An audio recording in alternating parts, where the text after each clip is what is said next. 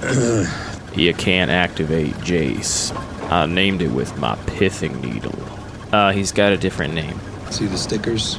Well, I see 5 stickers. You're 1 shy. You can't activate Jace. They gave me, look, I'm just gonna activate Jace. okay, 5 stickers, 6 stickers, I don't know from stickers, because I was in that Magic tournament. back there, Casting real spells. so... Oh, gee, that's swell. And thank you for restoring my faith. Magic the Gathering. Now you either Don't activate Jace. or you go back inside and you get an additional sticker. Fine, you win. Hooray for you. Backing up! I have to back up! I need more stickers! Don't have enough stickers! Thank you! Thank you! Very nice! I've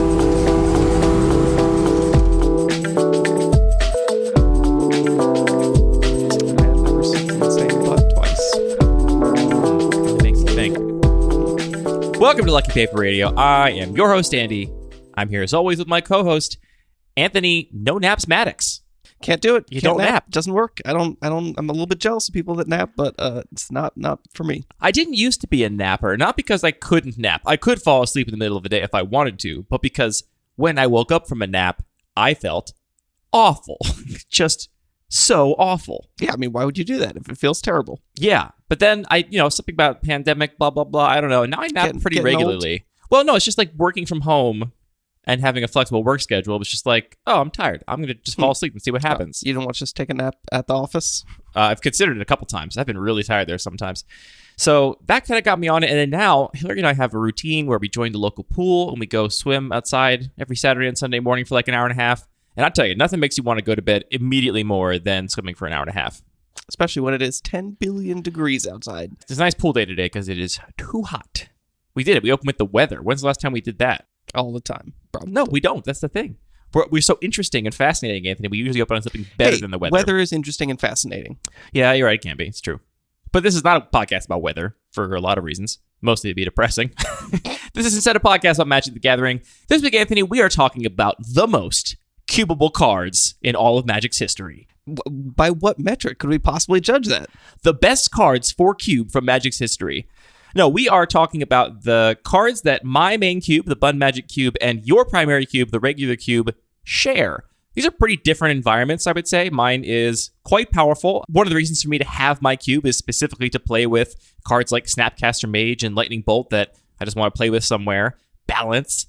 And your regular cube is decidedly and intentionally lower power level, kind of more of a master set power level. And yet we found out recently, I checked on a whim, we have 60 cards basically that overlap. 59 at time of writing, but it's going to be one more before this episode airs. Yeah, I mean, it's interesting that it's not just that these cubes are different cubes with different motivations. In a lot of ways, like my cube was very much built to be something different from yours because, we already had that experience in the playgroup. We wanted to do something different. So I was a little bit surprised by how many cards are still shared. And in a way, I do agree. It's kind of interesting to look at that set of cards and think about, are these actually, things that scale well across different power levels or play different roles in these very different environments or, just are shaped by different contexts. So yeah, it's kind of interesting. Or maybe I have some duds in my cube. Maybe you have some egregious power outliers in your cube. I think that is definitely true as well. We'll find out by talking through them. But before we do that, we are going to do a pack one, pick one from a listener-submitted cube. This week's cube comes to us from listener Michael. It is called the Box of Cards. It appears from the description. This was previously a peasant cube that then evolved and grew some rares. I mean, that's the kind of cube that I love. I feel like playing with a lot of these lower powered or unconventional cards you just get more cards to play with, which is awesome. And the rarity restrictions sometimes feel a little bit arbitrary. It's definitely a way to impose a restriction to force some creativity. But if you're sort of excited about some of these unique lower powered cards and just can contain yourself to then just add some rares and sort of like make your own restriction, there's a lot of space to explore there. Yeah. Playing a lot of cube, as we do, a lot of people tend to play similar cards in their cube, a lot of very powerful cards, because like me, they want an opportunity to play those powerful cards. That gets a little old. And also doing the pack one pick ones every week. When it's the usual suspects we're looking at in the pack, that can get a little bit boring. So definitely more design space when you just knock it down a couple ticks on the power level scale and really open yourself up to whatever you find interesting about the game. Though, Anthony, this pack is not devoid of very powerful cards. The pack is Vindicate, Mind Stone, Flame Slash, Overgrown Tomb, Sword of the Meek, Roar of the Worm, Flame Tongue Yearling, Pacification Array, Control Magic, Good Fortune Unicorn, Bag of Holding, Abrade, Gataxian Probe, Dismember, and Titan of Industry. So after you take Bag of Holding, Anthony, what are you taking next? Well, no, I was going to say the great thing about this pack is we know we're going to wheel Bag of Holding, so that's great. We can just assume we already are going to get that. I think you are going to wheel it, yeah. I can pretty safely say you should wheel that. I think this pack just keeps giving. I'm looking through it. It's like, okay, we have some lands. There's some really powerful removal in Vindicate, Mindstone. In a lot of lower power environments, that ramp can be extremely powerful. Abrade and Flame Slash, powerful red removal. Control Magic then jumps out. I'm like, wait, I can't pass Control Magic, but then we also have Gataxian Probe and Dismember. I'm just reading all these Magic cards. We finally turned into a podcast that just reads Magic cards. Just everything's jumping out to me all at once. I'm wondering, is this an environment where we can just play Titan of Industry? Because that card is extremely powerful. Is there like some kind of combo going on with Good Fortune Unicorn that could be extremely powerful? I'm not 100% sure looking at this list with not a ton of depth. I think I'm just taking Control Magic or Dismember. Control Magic. I think there's 3 cards in this pack that are head and shoulders above the rest, and it's Flame Slash, Probe, and Dismember for me. Really? You put Flame Slash above Abrade? I think between those two. Interesting. Yeah, I mean, I don't know this environment that well. In a extremely artifact-heavy environment, I would probably favor Abrade, but Flame Slash is 1 less mana and destroys more things. It's basically a 1-mana murder in most situations. Yeah, that's definitely true. So I'm very happy to take Flame Slash here, except for the fact that there's Dismember in the pack. And Dismember is just 1-mana murder that you can play in any color deck, right, which that leaves you open. Flexibility is pretty critical. I do want to call attention to Git Probe because I think it was 4 weeks ago or so, we had a pack where we broke it down, and it had Git Probe in the pack, and we just never even mentioned it, and it probably should have been among the top couple cards in the pack. So I just got to give Git Probe a shout-out as a extremely powerful card, given that it is colorless and costs no mana. I think just Peek, the card Peek, and looking at your opponent's hand and then drawing a card is actually a pretty powerful effect depending on the context. For example, in the Degenerate Microcube, knowing your opponent's hand can completely change a game entirely. Similarly, if you're playing a deck with a lot of counterspells, or even if you're just playing a deck that wants to know what order to sequence its threats in based on the kind of answers your opponent has in their hand, that Peek effect can give you a lot of value. And the fact that it's totally free is, to life. I don't want to say totally free. The fact that it is a low cost to cast that spell makes it a really high pick for me. All told, I'm going to take Dismember. I just think Dismember is the most flexible and most powerful card in the pack. I think Git Probe scales a lot with the power level of the environment, which is to say, I think it's very powerful in very powerful cubes and much closer to just kind of air or a 1-for-1 cantrip in lower power cubes. So I think that one scales a bit. Dismember, I think, is a pretty fixed amount of power level, or close to it. It's just really, really good in any environment. It's going to get rid of anything for 1 mana. So I'm on Dismember. I think that's probably the right choice. I would want to take the Control Magic here still. And you're allowed to. Okay. You can take whatever you want. I can take whatever I want. And we can see what happens from there. Thank you for sending in the box of cards, listener Michael. If you want Anthony and I to do a pack one, pick one from a pack of your cube on Lucky Paper Radio, send us an email to mail@luckypaper.co with your name, a link to your cube, and your pronouns. 60 cards, Anthony. That's like a whole constructed deck. If you were trying to make a cube different from mine, you 17% failed. 17% overlap. I would love to I wish there was an easier way to figure out how this number has changed over time. I have definitely added cards to my cube because of my experience of playing them in your cube and being like, oh, this card plays differently than I expected. I'm going to put it in my cube now. I'm not sure if some of the things have happened for you, but I wonder if they've gotten closer together or further apart in the past few years. But I would guess they've gotten closer together. I would say some colors I can look at and just be like, yeah, all 5 of these overlapping cards have been in the whole time. But especially, I would say in red and white, a lot of the more aggressive cards were not in the regular cube initially. So in some ways, I think they've definitely converged more. I think we should go in ascending order of colors that have the most in common with each other, which means we'll start with the color that has the least in common between the Bun Magic Cube and the regular cube. And that's green, Anthony, with only 3 cards, Elvish Reclaimer, Jade Light Ranger, and Abundant Harvest. I'm not totally surprised to see green being the least overlapping color here, because in addition to just playing at a very different power level and, trying to do different stuff, I feel like nothing that you're trying to do in green am I also trying to do. Specifically, the ramp and the powerful value engines like Planeswalkers and creatures like a Seek Equipment what do you call it? It's a vehicle. Vehicles, like a Seeker's Chariot. It's kind of like a creature, comes in with a bunch of tokens. It's basically a creature. So yeah, I just feel like there's very little overlap. I do think the things that do overlap are interesting. Abundant Harvest is a card that I think scales really well with the environment. Put it in every cube. The ceiling on that card is kind of like not busted, right? It's not going to be super impactful and feel like it takes over the whole game. I would never call it busted, but I think it's a really, really good card. But it is powerful. And then Jade Light Ranger, I kind of like for +1/+1 counters and blink nonsense, and Elvish Reclaimer just, again, scales well with the environment because in my cube, you're not fetching up Gaia's Cradle, you're just getting value off bounce lands and things like that. So, or I think more importantly, in your cube, you don't have enough fetch lands that you're just going to naturally buy turn 3 without activating totally, yeah. that card, have Yeah. it be a 3/4, which is what I'm aiming for in my cube with Right. a much higher density of fetch lands. Yeah, here I would say that I think Abundant Harvest is a perfect example of a card that scales with power level of the environment, and gosh, what a great card. It's so clean, such a delight to play with, nothing confusing or complicated about it, and it does exactly what you want it to do. If you want action, you get action. You want lands, you get lands. It lets you keep hands you'd otherwise have to mulligan. It's a great card. yeah, and I love this card so much more than something like Once Upon a Time because it isn't giving you a ton of additional complexity and a ton of flexibility to actually choose what card you're getting. It's just, what is your plan right now? Do you need lands? Do you need spells? It just sort of smooths things out. Given that you like to really lean into the variance and variety between games, you don't want people to be tutoring things up or whatever. On the spectrum of having no card selection to Demonic Tutor, Once Upon a Time is definitely closer to the Demonic Tutor side than Abundant Harvest is. Green Maybe Demonic this Tutor, spectrum you makes heard it no here sense, first. but I think you get what I'm saying. To your point, Abundant Harvest doesn't give you a ton of control. It just says let your deck do whatever you drafted your deck to do, Right. with a little more consistency, which is really nice. I think Jade Light Ranger might be a card in my cube that is a little underpowered, but every time I read this card, I'm like, this card's great. It does so many things.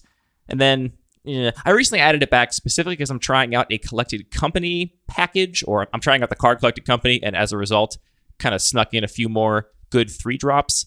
The fact that it can also just bin cards, I think, is pretty relevant with how deep my cube is now on graveyard strategies. If you have an Uro in the yard, what am I keeping on top of my library? Probably nothing. I'm probably just binning everything and getting more fuel for that Uro in the yard if I have a Jade Light Ranger come into play. So, I don't know. I'm testing this one. It's a relatively recent addition for me. It was in a long time ago. It came out. Now it's back in. And we'll see where that goes.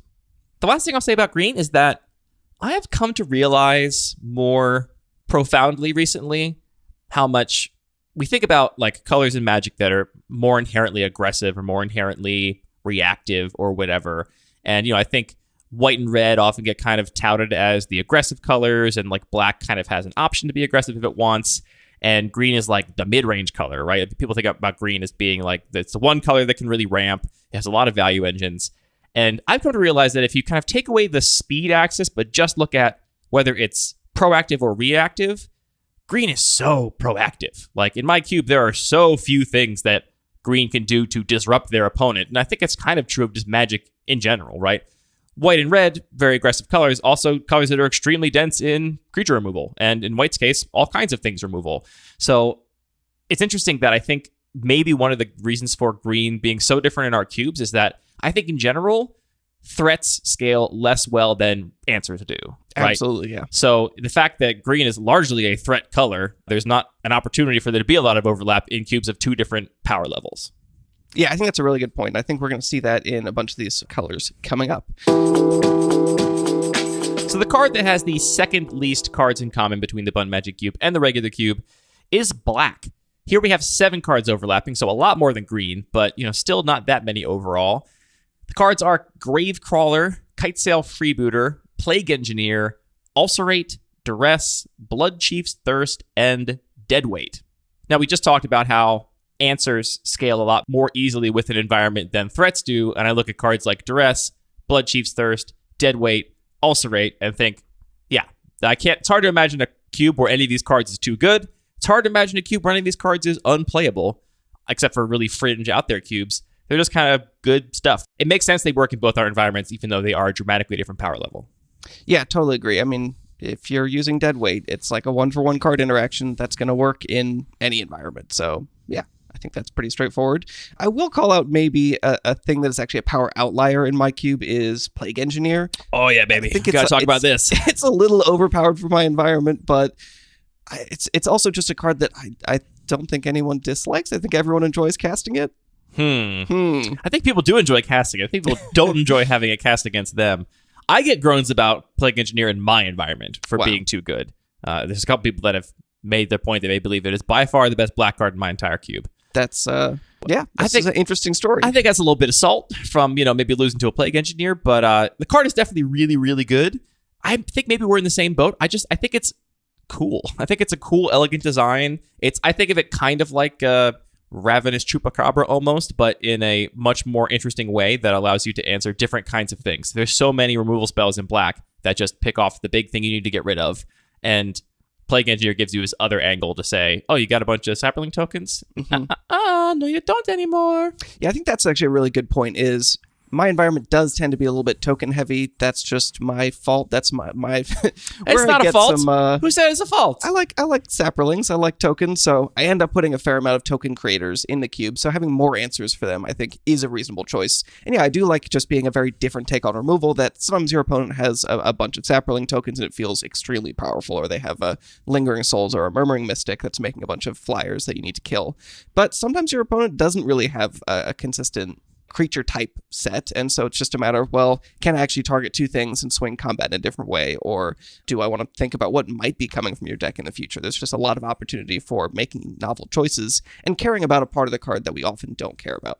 Yeah, I would say the one thing that's maybe a little bit of a downside of that card for me is caring about type line. I think can sometimes feel arbitrary. It's like, oh, I happen to have sequenced my humans when I could have just as easily sequenced a human into elf, right? Like I'm imagining like a Noble Hierarch and an Avacyn's Pilgrim versus a Noble Hierarch and a Llanowar Elf, right? You made a choice that was an extremely small edge from your perspective that ended up mattering a lot if your opponent gets to get you with a Plague Engineer. So that's something I just kind of tolerate. I don't know, it's a cool card. I just like it. The last card I think is also interesting, which is Gravecrawler, which I think in your environment is mostly about just being aggressive, generating some value, possibly, synergies of sacrificing it and getting to cast it a bunch. In my cube, it's a zombie, and the best zombie. It's a very good zombie. By far the best zombie. So yeah, it's really fun for that reason to actually just have this little bit of a tribal element in this environment that is driven by some very powerful cards that actually makes people want to try and reach for that. Yeah, to be honest, I don't know what Gravecrawler is really doing in my cube, right? Like, it's obviously there if you're playing a dedicated black aggressive deck. And I believe that can work, but just like any mono-covered aggro deck in my cube, I think all the colors now, with the amount of fixing I have, generally benefit from being a two-color aggro deck. I think I have enough fixing now that you should generally not be mono-white or mono-red or mono-black. You should be some combination of both. And black-red aggro has been really putting up numbers in my cube lately.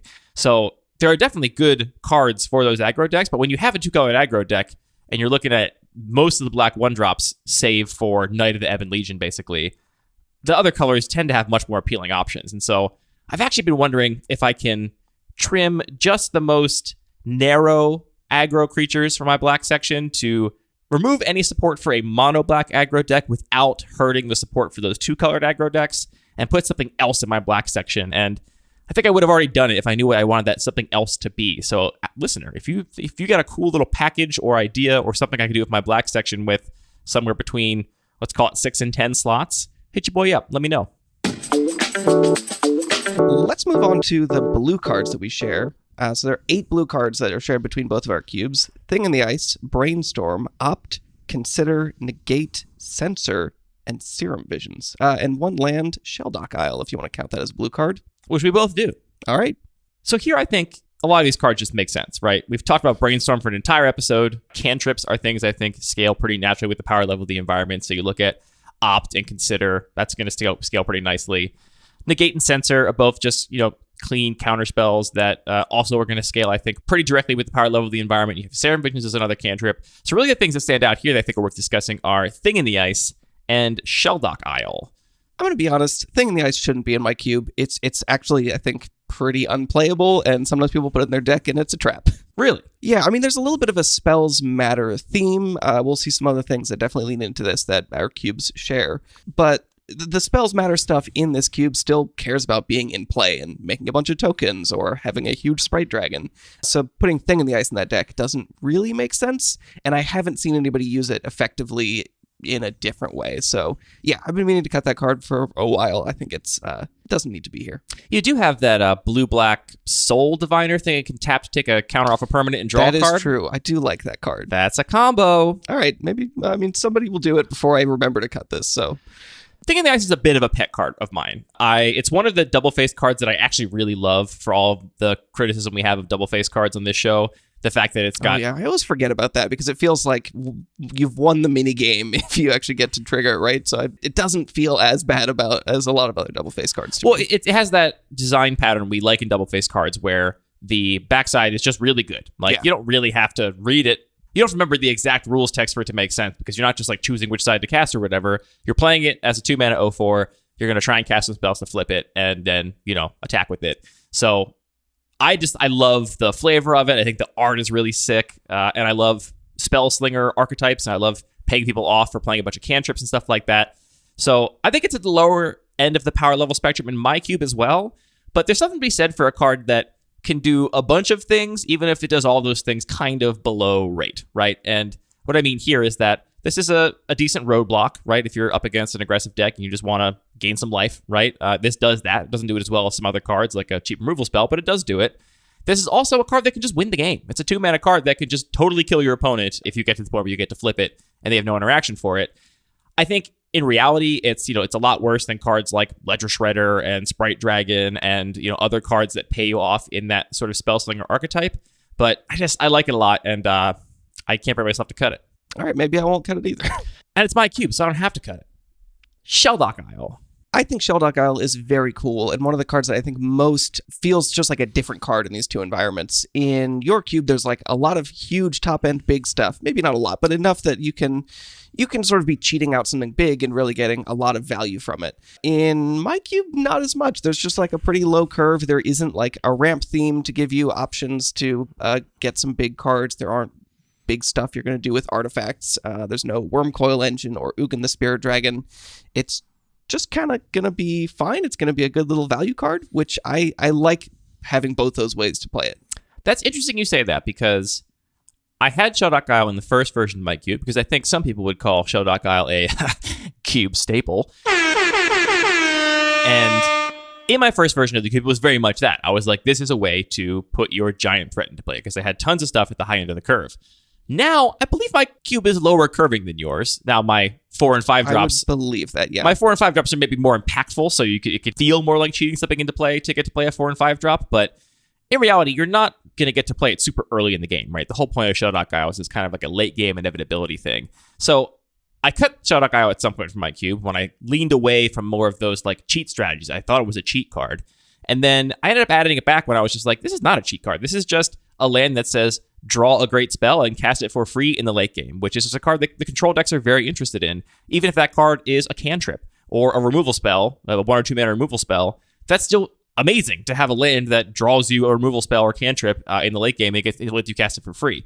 On top of that, it does have some really cool interactions. In my cube specifically, I love these modal cards like Shark Typhoon and the modal double-face lands from Zendikar Rising, and this just lets you, I can free roll a 6-drop enchantment in my cube that normally I'm just cycling to make sharks at like whatever point in the game where it's valuable, or I can stick it under Shelldock Isle and get to actually put it into play. Or I guess it could be you and just always cast Shark Typhoon. It does work. So yeah, my mentality on this card has really changed, and I no longer think of it as like, this goes in a deck with a bunch of expensive cards. I'll just put it in any slow blue deck that wants to get some late game value, and I really like it as a payoff for getting to the late game where you just get to do something for free. And it's just so fun to cast things without timing restrictions. Yeah, that's so fun. Huge, letting you just have this, like, I feel like we use this phrase too often, but this like long tail of like cool possible combinations of this sorcery speed thing is suddenly an instant speed and can really create novel board experiences. Obviously, I think it also scales pretty well because your environment has a ton of fetches, a lot higher density of cantrips and things like that. You get a 20 a lot faster in my cube, right, for sure. So it's actually just less powerful in my environment for that reason. And yeah, just getting up to set up like a cool double spell turn is a lot of fun. So I enjoy this card. Yeah, nothing better than flashing in Amiria's Call when your opponents declare attacker's step. Oops. Uh-oh. And then, yeah, I think a lot of these, the counter spells and cantrips, I think they do just scale really well because, you're just countering whatever your opponent is doing. It's not like that one-for-one interaction gets more or less powerful. It just literally scales with whatever you're doing. A question for you on that point. Okay. Do you feel like some of the other cantrips I run that you don't? Let's talk about Ponder, Preordain, Portent, Hieroglyphic Illumination, Thought Scour, cards like that. Do you think those would be too good for your cube? Because it strikes me as, I know you like to kind of optimize for using all of the slots in your cube for like interesting effects. And Opt and Consider are two of the cantrips you run, and they're almost the same card. I mean, Surveil is just better, but they're so similar.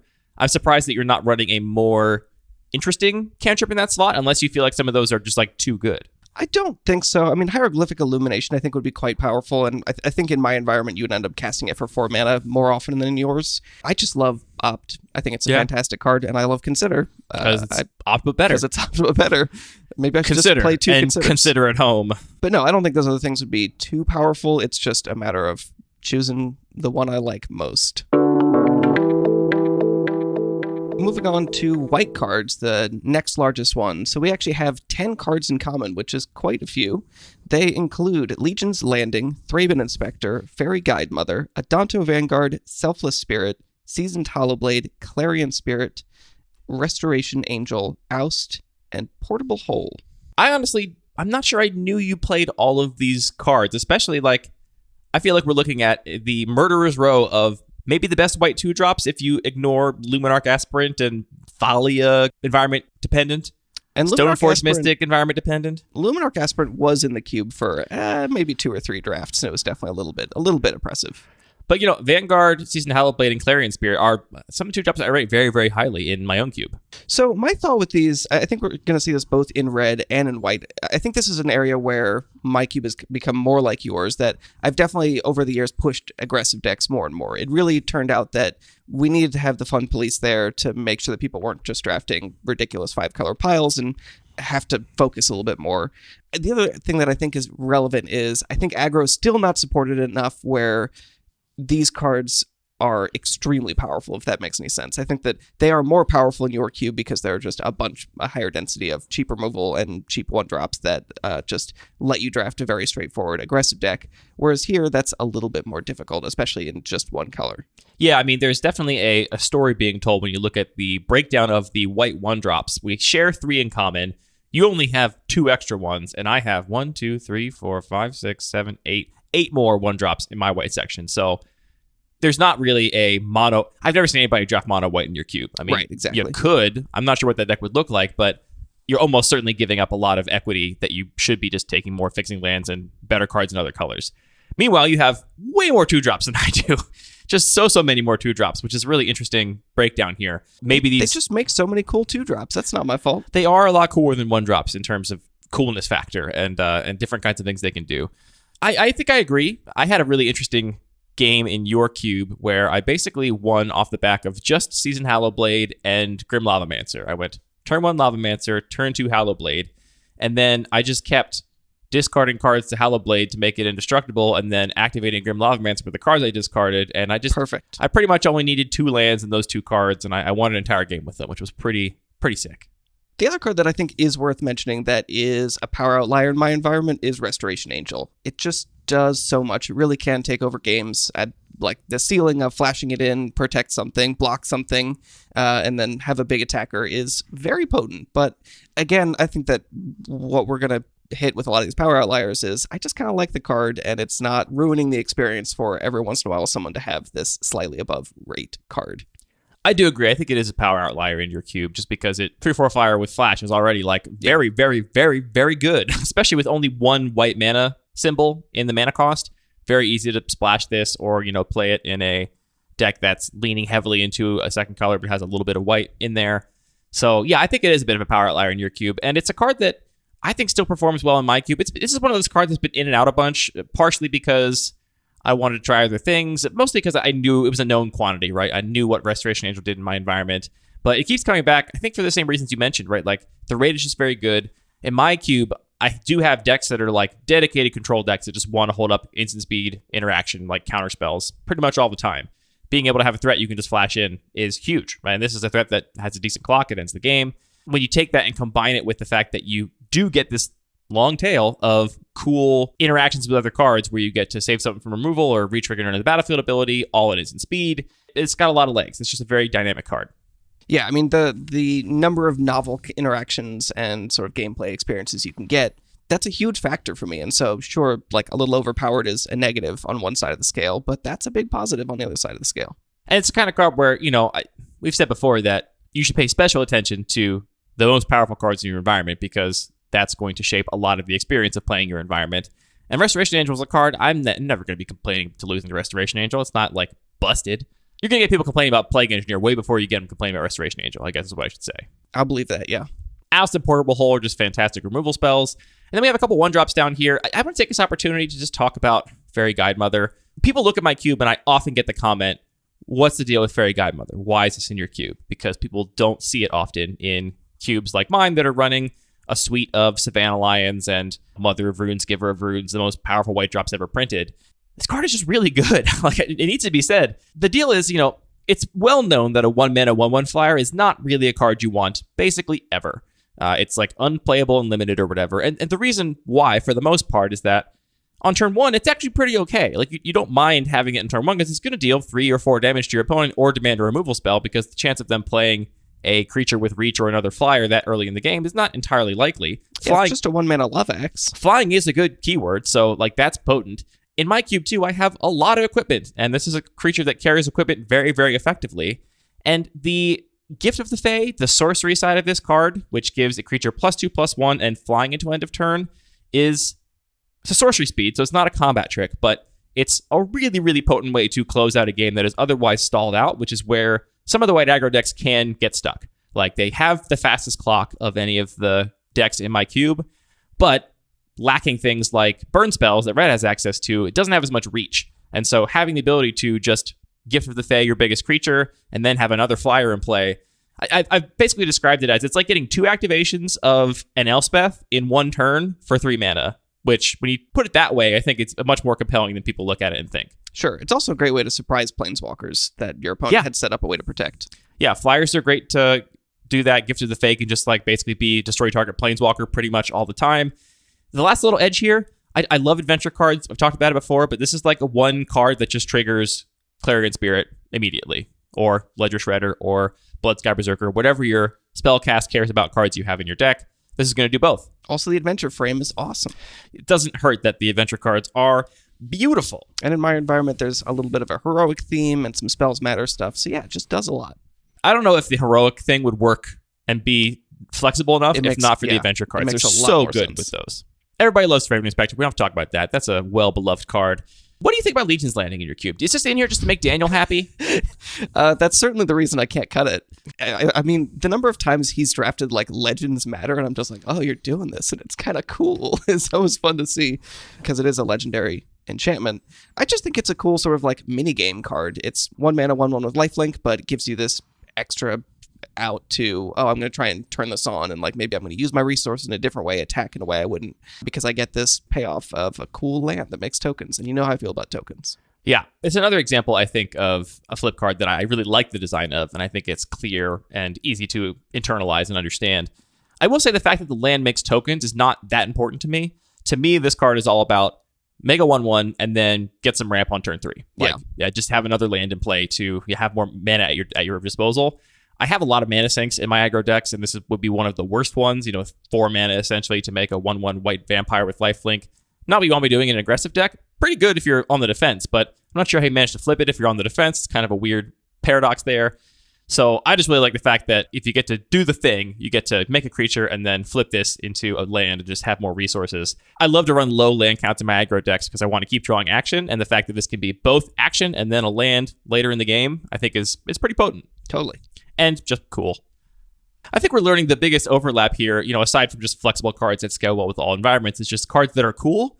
Yeah, that makes sense. Should we just call this episode Cards That Are Cool? Sure. I think that there's 2 big patterns I'm noticing. One is just cards that are cool, because I think that even if we have pretty different goals, we're willing to be more relaxed about those goals or cards that we enjoy playing with.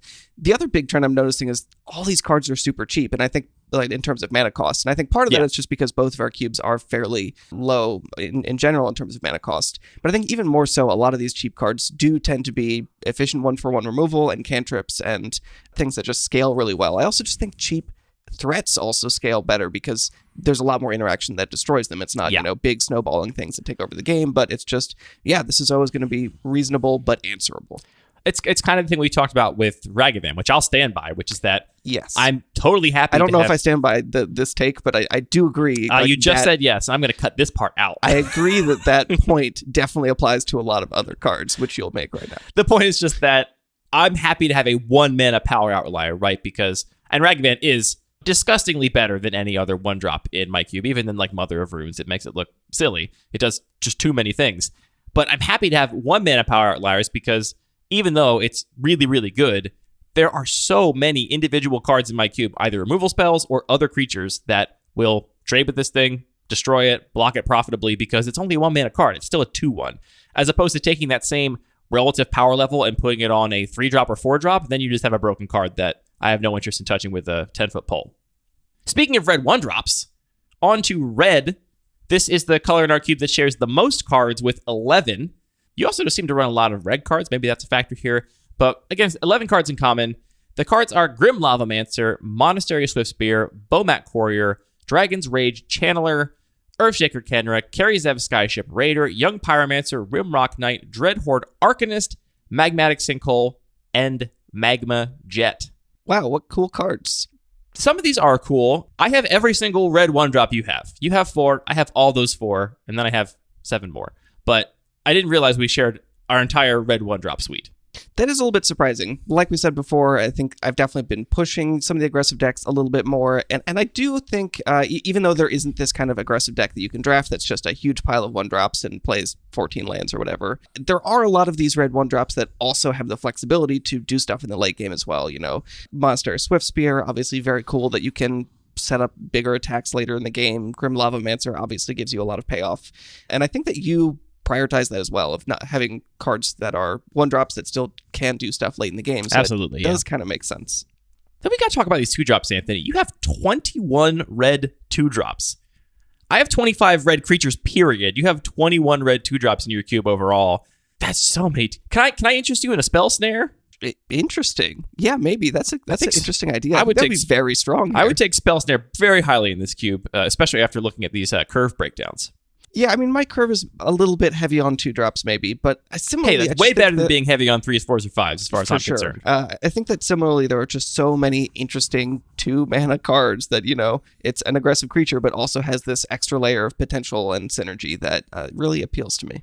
So 2 cards that I think just scale very elegantly with both of our environments here are Young Pyromancer and Dreadhorde Arcanist. We've talked about both of these before, and my cube has a much higher density of specifically 1-mana spells than your cube does. And I think more spells in general, more instants and sorceries in general, which makes both of these cards a lot more potent in my environment than they are in yours. For sure, yeah. Because it's very reasonable to play Young Pyromancer and then next turn trigger it 3 times or something in my environment, which would be extremely difficult to do in yours, though not out of the question.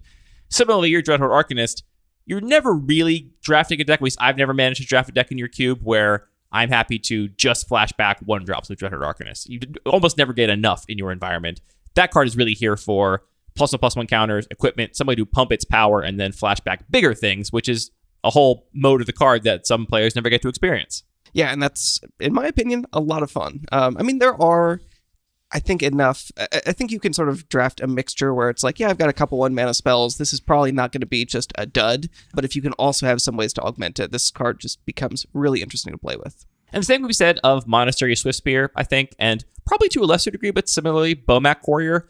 I think if you can empty your hand, then Bomat Courier is a really high value proposition.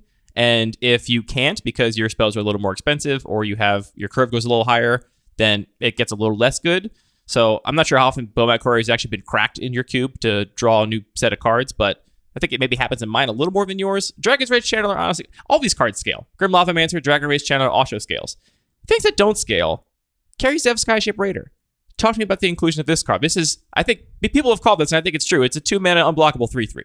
Yeah, I think that's a pretty good summary. I mean, I think it's pretty good support for aggro that does have other stuff it can do. If you have stuff that can sacrifice tokens, make use of that monkey. If you have stuff that cares about creatures entering the battlefield, there, again, are just lots of cool potential interactions with this card that I think justify it being a bit of a power outlier, and it hasn't been too impactful in my experience. And again, it is only a 2-drop, and like you said, you are not going all in on mega fast aggro decks. So it's a great card. It's way better if your opponent has to answer every single threat you're in play because their life total is immediately under pressure.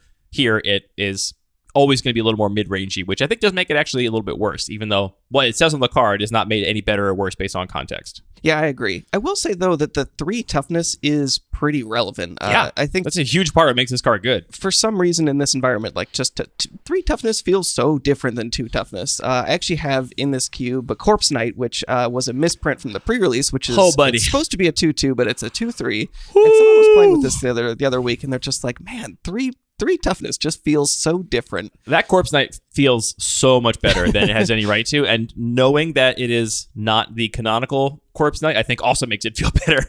I get more excited to have it in my deck, and more salty when my opponent plays it, and I have a Disfigure in my hand because I'm like, it's supposed to be a 2 toughness. Now with all these arena cards, I don't even know how to feel about that. I feel like they maybe took the edge off that joke a little bit. Yeah. Carry Zev, though. You need 3 blockers to not take any damage from it when it attacks. And with those 3 blockers, are you going to be able to kill Carry Zev? Probably not. Probably not. Definitely not on turn 2 or 3, because First Strike and Menace, oof, what a card. How do you think of delve cards in your cube like Magmatic Sinkhole?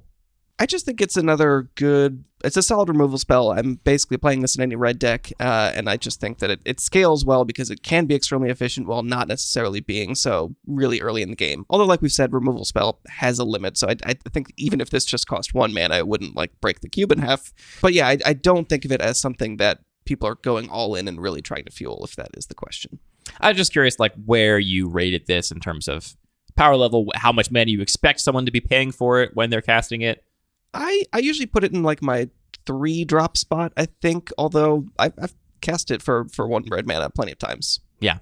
And I think we've both sung the praises of Magma Jet before. It's just such a great little card. Scry 2 is so nice. One of my favorite things to do in a game of Magic is end of turn, Magma Jet your face, scoop.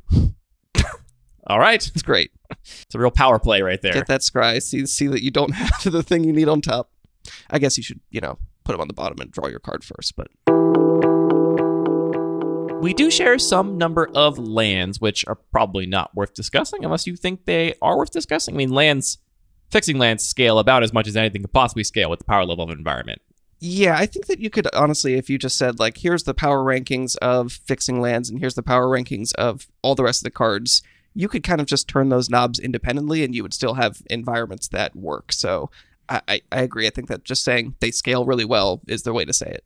So to run down all of the remaining gold and colorless cards that our cubes share, not including lands, we have Lingering Souls, Figure of Destiny, Baleful Strix, Knight of the Reliquary, Sprite Dragon, and Electrolyze. Let's talk about Lingering Souls, Anthony. Do we have to? I just, one of the best players one of the most skilled players in our play group will, in both of our cubes, take this over most things.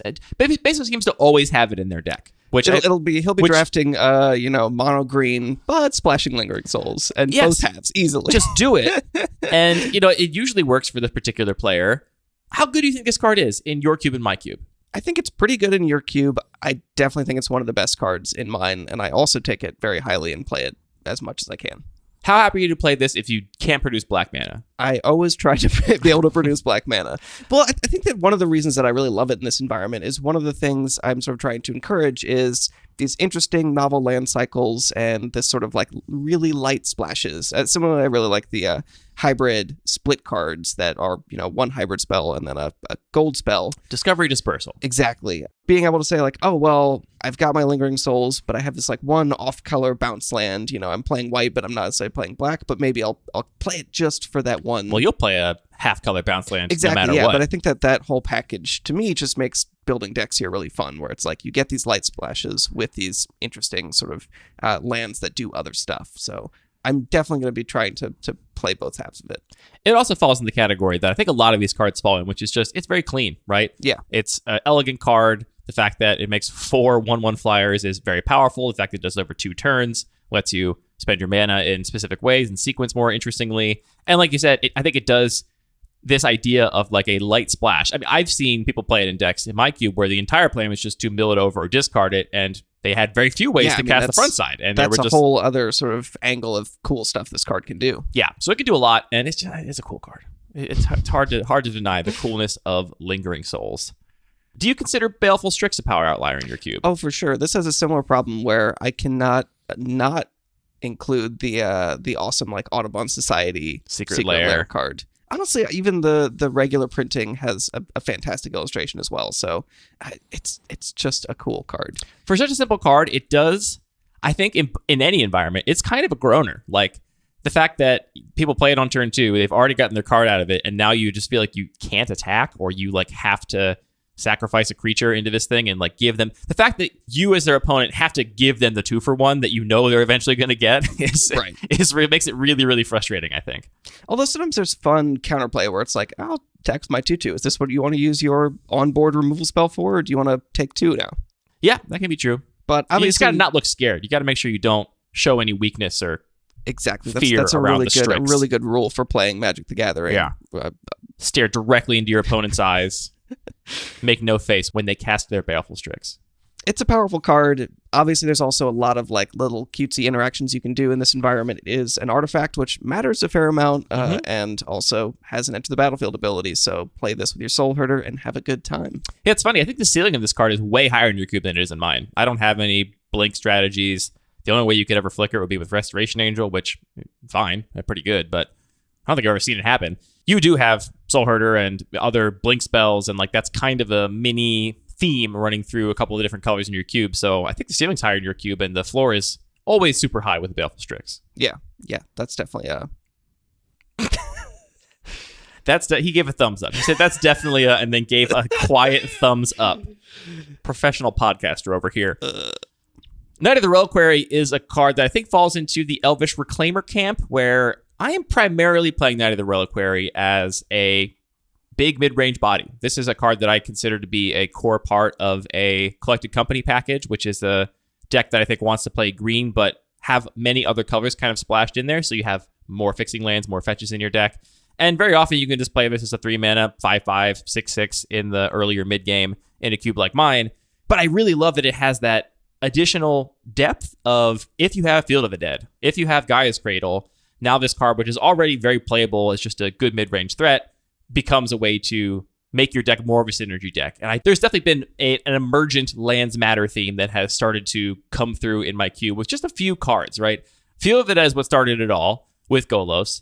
And then I was like, maybe Primeval Titan belongs back in this cube now that I have Field of the Dead. And then I was like, maybe I'll put Titania in over one of those 5-mana Planeswalkers. And I already have Knight of the Reliquary and Elvish Reclaimer. And really with those cards alone, you can take a regular, green ramp deck that just wants to cast 4 and 5 drops and make it care about lands in a really interesting way that I think provides way more range for what that deck can possibly be.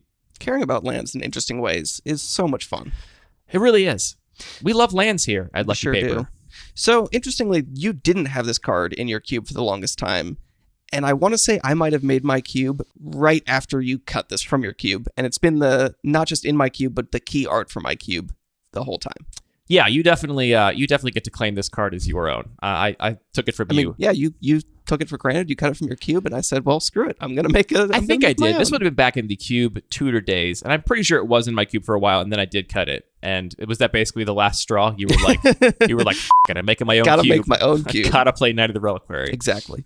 And it's kind of a C in my cube. It's actually not super potent. I don't see people playing it super highly. Yeah, because you have like 8 fetch lands in the whole cube. So You're not playing it as some undercosted beat stick. You really have to be doing land stuff to care about it. And it's a gold card, so the stars have to align a little bit for it to be a card you're really excited about in your cube. I mean, I think the card is very solid. It still ramps you. Grows on its own. It grows. It fills your graveyard, all the variety of little edge cases there. It also just, you can build a little toolbox where you get the bounce land you want. You can basically like draw extra cards off of it. You can get the cycling lands and things like that, or the canopy lands. So it still does have a fair amount of flexibility.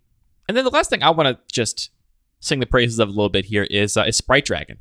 This is a card I did not add when it came out. And I remember very specifically my perspective was, sure, this would be good on turn 2, if it doesn't eat a removal spell, but this is going to be an awful top deck. Who wants to top deck a 2-mana 1/1? It's just not going to be good enough in my environment. And there are so many times, Anthony, where I have played this and immediately attacked with a 3/3 or 4/4 flyer in my cube, because I do have so many cheap spells that you can oftentimes arrange turns where it becomes really nuts. And again, if it's just in play for 2 turns, it's a huge threat that's just brawling with anything in the air, basically. Yeah, the card is extremely powerful. It has a lot of fun points of interaction, and flying in haste is fun, I guess. Another card that just scales with the environment, too, because I can't imagine in your environment there's many times where you can play it and then immediately make it a 3/3. It's still very powerful, but not quite that extreme, no. It's one of these cards that's made Lava Dart just extra exciting. It's like, let's just Sprite Dragon, Lava Dart, kill one of your one toughest creatures, flashback Lava Dart, attack you for 3. It's turn 2, by the way. Turn 3, I guess, if you cast the front side of Lava Dart. What are your overall impressions having done this little side-by-side comparison of the cards that both of our cubes, different in power level though they may be, share? I think it's really interesting. I do think that I'd actually like to do a little bit of analysis of the mana value of these cards and see if that is actually what's happening, and if the shared cards look very different than just the average distribution of the cards in our cubes. But yeah, like we said, I think that it's interesting that it really highlights a set of cards that scale really well, especially 1-for-1 removal and interaction and cheap threats that there are direct answers for, as well as cards that we just both really enjoy and cool cards, except them being a little bit of power outliers in my environment, at least, just because the most important thing is playing the cards you want to play, right? I feel like my biggest takeaway from this is that I almost feel like for a long time I thought our cubes were like very different in a lot of terms, like terms of cards they would consider, all that kinds of stuff. Looking at this just comparison page makes me feel like by far the biggest difference in our cubes is just mana curve. And it's not even the individual cards are necessarily much more powerful, though I certainly do have, let's call it, a couple dozen cards that you would never even touch or consider for inclusion. I would guess more than that. I mean, just on individual power level wise. Like, you would never play the density of, like, 1-drops I have, but, like, you could put Kythian in your cube. It'd be fine. Like, it wouldn't break anything.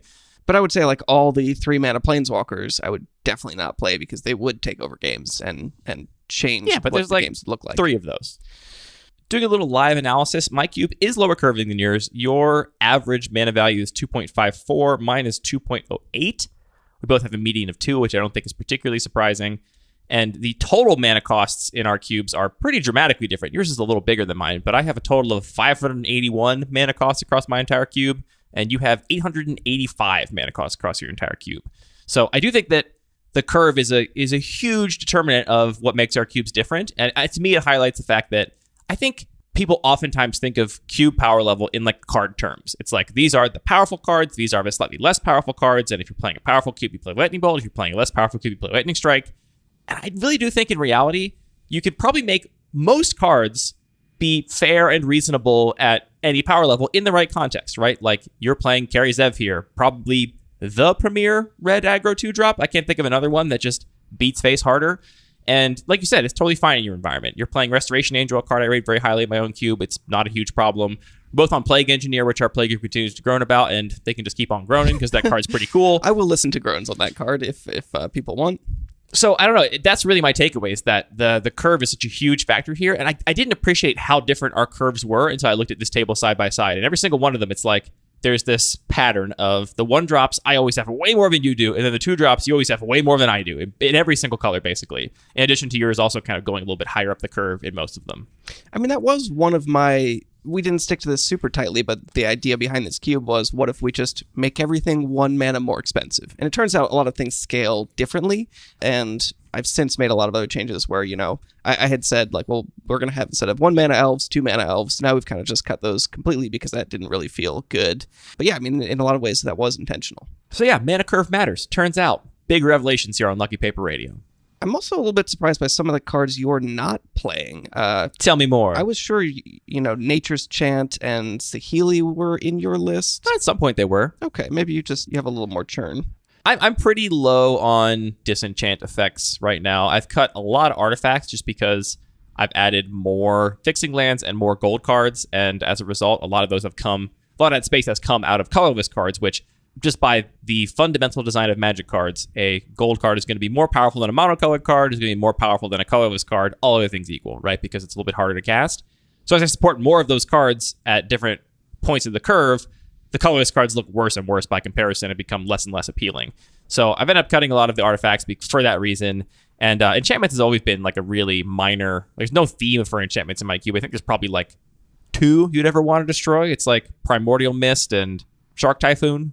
Beyond that, there's not really enchantments you're destroying in my environment. So yeah. I guess you could destroy a Utopia Sprawl. Got him. I don't ever expect a Nature's Chant Utopia Sprawl and be happy about it. There are also a couple other cards which maybe I was sort of aware, but not really thinking about the fact that you've cut, like Whirler Rogue, which maybe makes me wonder if our cubes have diverged a little bit in some ways, because you've cut a lot of cards.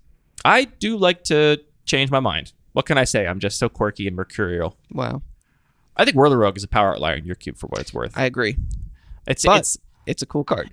I don't think it's cool. I ran it for so long, even though I disliked it. I was like, this card is not cool. I don't like it. I can't explain why. It doesn't spark joy for me. I'm shocked. I think the art's kind of silly. It has uncommon level coolness, and I think like rare level power. Like the fact that card was an uncommon is like egregious. The card is really messed up, and it is not very cool, I don't think. But cool subjective. So what are you going to do? I guess beat you with it. Oh, I mean, I just said it was a power outlier. I would not be. I'm not going to go, oh, that was so cool when I got killed by Whirler Rogue. I was so wrong. It's actually cool.